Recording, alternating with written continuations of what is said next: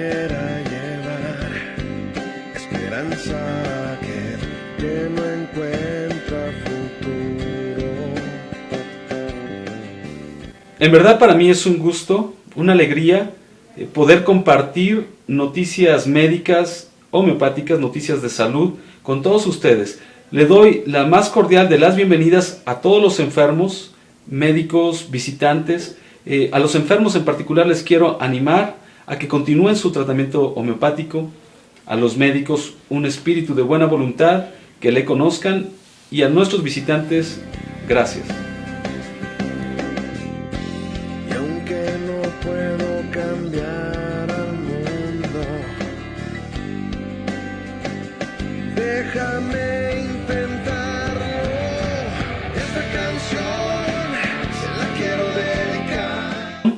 Esta es la segunda entrega de una semblanza que hemos preparado acerca de la vida del fundador de la medicina homeopática, Samuel Cristiano Federico Hahnemann Spies. Tres acontecimientos, tres hechos históricos sobresalen en la historia de Sajonia, la actual Alemania, e influyeron en la vida en el medio de Hahnemann. El primero fue en el siglo XVI, la conversión al luteranismo; en el siglo XVII, la invención de la porcelana; y en el siglo XVIII y el siguiente, el descubrimiento de la homeopatía. El gran elector de Sajonia hizo suya la causa de Lutero, a quien le protegió y también le dio refugio en el castillo de Wartburgo.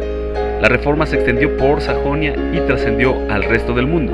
Los ascendientes de Hahnemann, sus padres, se convirtieron a Jesucristo y él también abrazó el cristianismo. Padres, Cristiano Godofredo Hahnemann y Juana Spies, ambos cristianos, su familia también cristiana. ¿Cristianos de qué tipo? Cristianos luteranos, pietistas o puritanos, que tenían la Biblia como palabra inspirada de Dios y norma de vida y de conducta. Meissen es el lugar donde se descubrió la porcelana. Y también es la pequeña ciudad donde nació Samuel Hahnemann. Esta pequeña ciudad de Sajonia está situada en la confluencia de los ríos Elba y Meissen.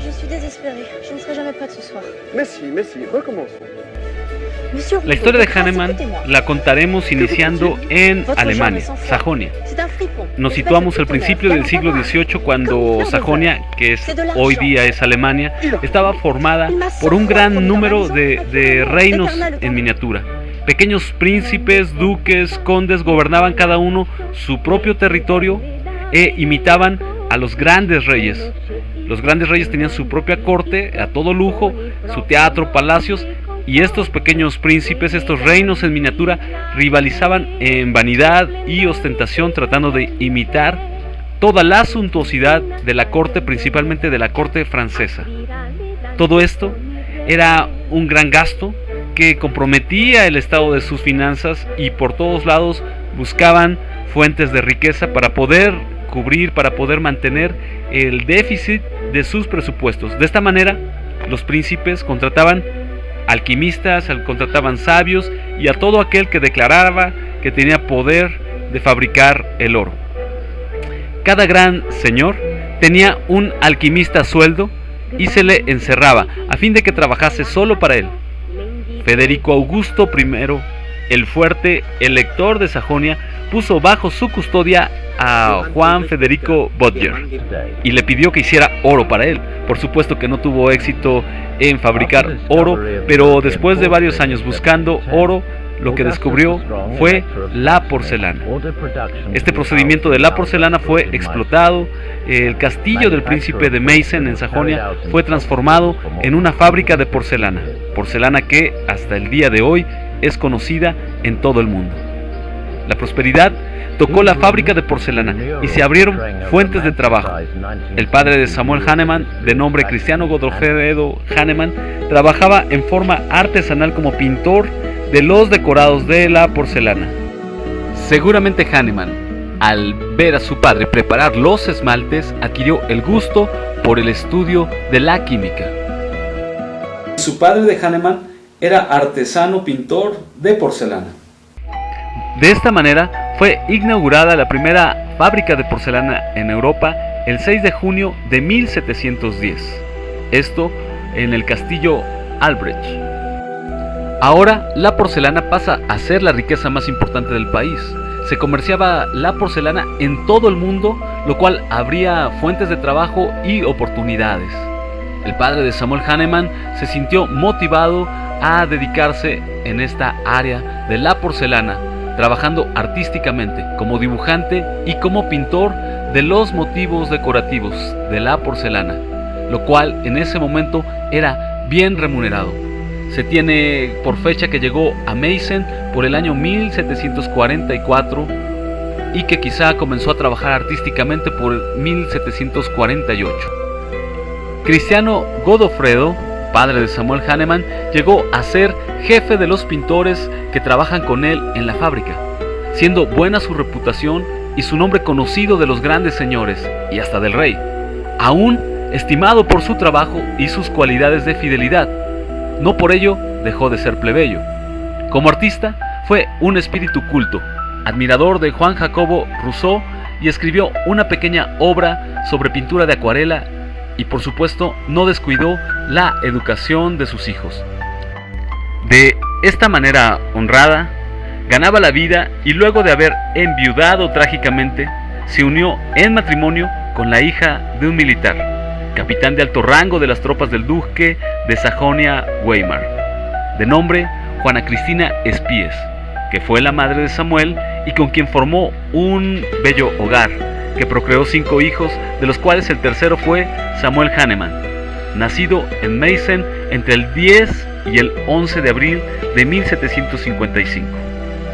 Los padres de Hahnemann, a pesar del trabajo de uno en la fábrica y de las ocupaciones domésticas de la otra en el hogar, fueron los incansables profesores con los cuales Samuel Hahnemann aprendió a leer y escribir. Ellos, escribió el mismo Hahnemann, se esforzaron por elevar el espíritu de su hijo por encima de la vulgaridad. En su autobiografía, Samuel Hahnemann honra a sus padres. Él dice que su padre le enseñó, más que por palabras, le enseñó con su vida misma, con sus hechos, con su estilo de vida cristiano. Hay una frase que quedó grabada en lo profundo del corazón de Samuel Hahnemann y fue línea y fue dirección, guía en su vida por parte de su padre. Y es que su padre le decía al pequeño Samuel que él debía en todas las cosas ser y actuar sin aparentar. Y si bien en algunos métodos de educación parecían rígidos, eran motivo de su tiempo. Él amaba a sus hijos con inteligencia, vivía para ellos, y si en alguna ocasión aparentemente trató de poner algún obstáculo a los estudios de Samuel, lo hizo en contra un tanto de su voluntad, más bien apremiado por la necesidad de recursos materiales, por lo cual él buscó que Samuel se dedicara al comercio. El hogar donde nació era un hogar pobre. Y es que si bien la fábrica de porcelana trajo abundancia y prosperidad a Meissen, de forma tal que su padre de Hahnemann pudo comprar una casa en las orillas de la ciudad, las guerras, desgraciadamente las guerras y otras penurias trajeron pobreza, trajeron inquietud a la ciudad. De tal manera que cuando Samuel Hahnemann tenía 1 año y medio, comenzó una nueva guerra, la Guerra de los 7 años, de 1755 a 1763, lo cual trajo mucha pobreza y grandes carencias a Meissen, de forma tal que la fábrica de porcelana ya no podía pagarles ningún salario a sus trabajadores en esos momentos, y el padre de Samuel llevaba a su casa porcelana en lugar de dinero. Él procuraba venderla, buscando en aquellos difíciles tiempos mantener a su familia, que todavía constaba de 5 personas en aquel momento. Además, se dedicó a pintar pequeños escritos usando la técnica de la acuarela. De esta manera, la infancia de Samuel estuvo rodeada de dificultades económicas, miedo, guerra y desolación. Circunstancias que fueron moldeando su carácter, que imprimieron un sello muy particular, fomentando en Samuel Hahnemann una tenacidad sin igual y una dedicación en la búsqueda de la verdad. Dice el doctor François: el recuerdo de los crueles padecimientos de los pobres heridos y el descuidado modo en que se les aplicaban tratamientos usando tijeras de campo para practicarles cirugías, posiblemente pudieran haber sido estas experiencias las que determinaran la elección de su carrera profesional. En 1791 escribía Hahnemann: mi padre, Christian Godofredo Hahnemann, me enseñó a leer y escribir junto con mi madre Johanna Cristiana, de soltera Spies. Este padre mío, muerto hace ya 4 años, tenía, sin haber adquirido nunca ningún conocimiento científico, los más sanos conceptos encontrados por él mismo, de aquello que es lo bueno, y que puede ser llamado digno en el ser humano. Estos conceptos los sembró en mí. Actuar y ser, sin aparentar, fue su notable enseñanza, la que más que con sus palabras me la dio con su ejemplo, el cual influyó en mí más que cualquier cosa que me pudiera decir. Doquiera que hubiera algo bueno que hacer, ahí estaba él, con frecuencia, sin hacerse notar, en alma y cuerpo. ¿Cómo habría sido posible que yo no lo imitara? Con los más delicados matices entre lo noble y lo humilde, él decidía todas sus acciones de una manera correcta, que le hacía honor a sus sentimientos dulces y prácticos. No creo que tuviera idea sobre los pormenores de la creación del hombre, pero su dignidad humana y su alentadora determinación, que con el modo de actuar que él tenía, nunca hubo nadie que lo contradijera en lo más mínimo. Esto fue lo que me indicó desde mi interior la dirección a seguir.